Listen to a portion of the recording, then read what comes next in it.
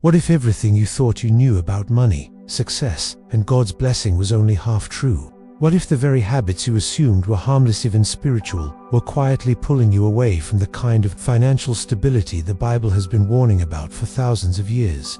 This is where our story begins, with an ancient warning that echoes through Genesis, Proverbs, and the teachings of Jesus. A warning woven into Scripture like a recurring motif, returning over and over again in subtle but unmistakable patterns. The idea that misplaced desire leads to misplaced decisions, and misplaced decisions lead to predictable outcomes.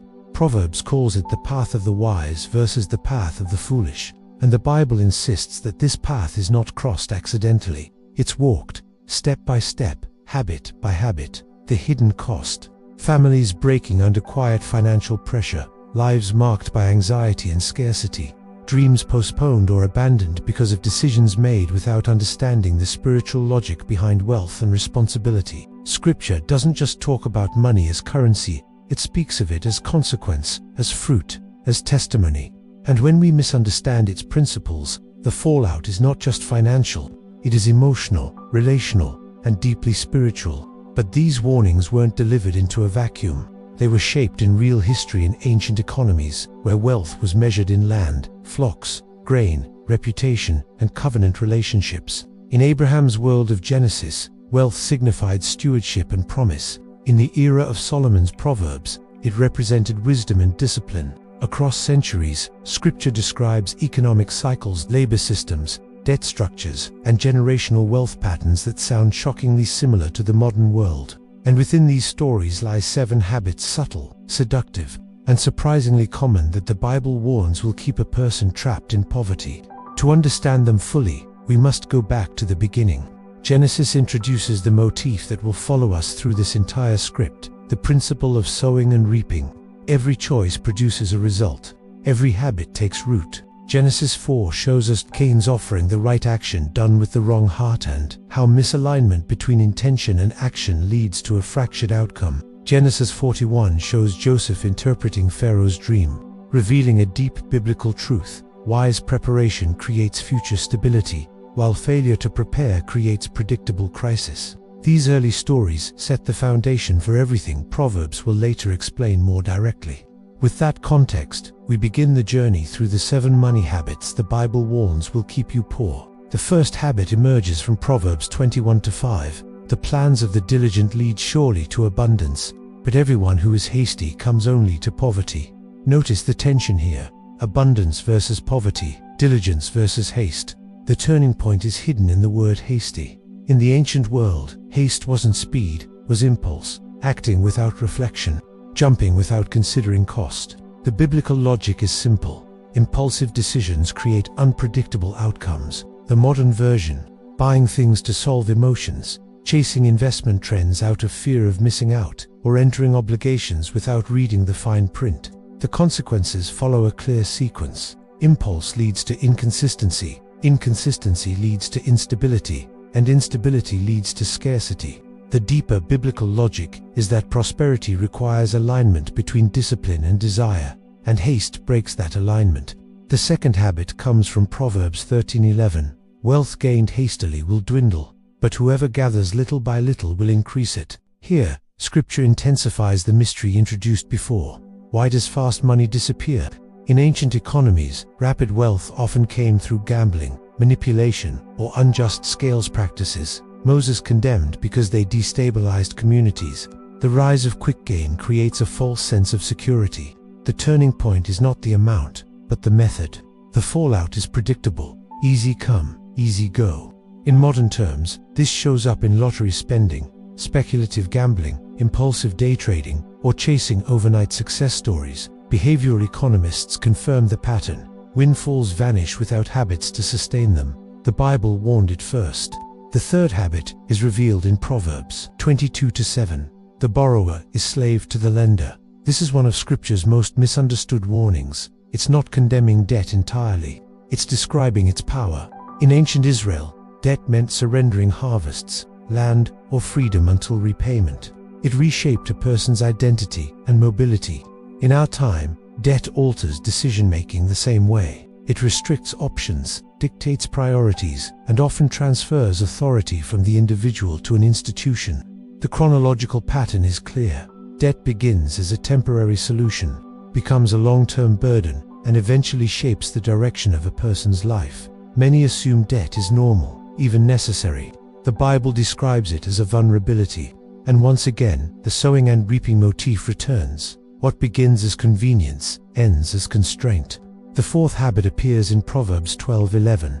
Whoever works his land will have plenty of bread, but he who follows worthless pursuits lacks sense. The phrase worthless pursuits is stronger in Hebrew, hinting at fantasies, illusions, or distractions.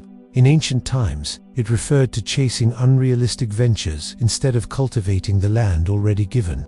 The turning point comes when desire outpaces discipline, and a person abandons steady, unglamorous work for dreams disconnected from reality.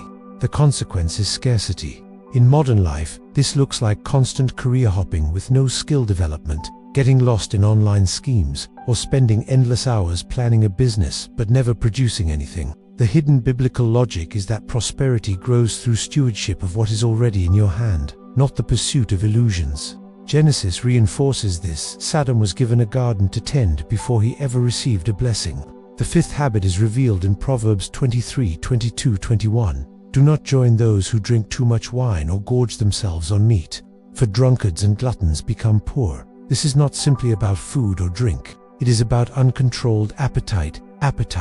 In ancient Israel, wasteful consumption destroyed both resources and reputation. A person known for excess lost trust, opportunity, and community standing. 3 pillars of economic stability. The turning point is lack of self-control. The consequence is erosion. Little overspending here, small indulgences there, a gradual weakening of restraint. Modern parallels are everywhere. Endless subscription stacking, emotional shopping, lifestyle inflation, and habits that drain income without creating value. Scripture frames these not as moral failings alone, but economic traps. The sixth habit is embedded in Proverbs 14:23. All hard work brings a profit, but mere talk leads only to poverty. This verse creates a moment of silent tension because it confronts something subtle: people who talk about change without acting on it. In ancient wisdom literature, mere talk meant empty vows, exaggerated promises, or plans repeated endlessly without execution. The rise of talk leads to the turning point, the illusion of progress. A person feels productive simply by discussing what they will someday do. The fallout is stagnation, and stagnation, in a world that requires sowing to reap, results in lack. Modern financial behavior mirrors this perfectly: planning without saving, dreaming without budgeting, aspiring without learning skills. The deeper biblical logic is that words without work cannot produce harvest. The seventh and final habit is found in Proverbs 1:32. For the simple are killed by their turning away, and the complacency of fools destroys them. Complacency is the quietest of all financial traps. In ancient Israel, complacency meant ignoring warnings, refusing correction, or assuming tomorrow would be the same as today. The turning point is subtler. Person grows comfortable enough to stop paying attention. They stop adapting. They stop preparing. The consequence eventually erupts. The crisis reveals the lack of discipline beneath the surface. Modern examples include failing to save for emergencies, ignoring rising expenses, refusing to learn new skills, or believing financial struggle is unavoidable. Complacency keeps a person in place while life continues forward without them. These 7 habits form a pattern as old as Scripture itself. And when we view them chronologically, from impulse to the pursuit of quick gain, to reliance on debt, to distraction, to indulgence, to empty talk, to complacency, we see a cause and effect chain that leads exactly where the Bible said it would, not because of divine punishment, but because of predictable outcomes built into the structure of reality. The Bible's financial wisdom is not mystical, it is observational. It understands human nature, it predicts behavior, it recognizes that habits become paths, and paths lead somewhere. Throughout this script, one biblical motif has quietly returned again and again: sowing and reaping. Every habit plants something, every decision grows into a future. This motif explains why Scripture emphasizes diligence, stewardship, discipline, and preparation traits that generate stability across generations. It also explains why the Bible's warnings about poverty focus not on external forces but internal patterns. The implication is clear: change the pattern, and you change the outcome. As we conclude, here are 3 practical takeaways drawn directly from the deeper biblical logic we explored. First, build habits before seeking outcomes. Scripture repeatedly shows that results are the consequence of consistent actions, not lucky breaks. Start with small, steady disciplines: budgeting, saving, learning, producing. Second, remove the illusions that keep you stuck, whether it's haste, fantasy, indulgence, or complacency. Scripture warns that self-deception is more dangerous than lack of opportunity. Clarity is the first step toward change.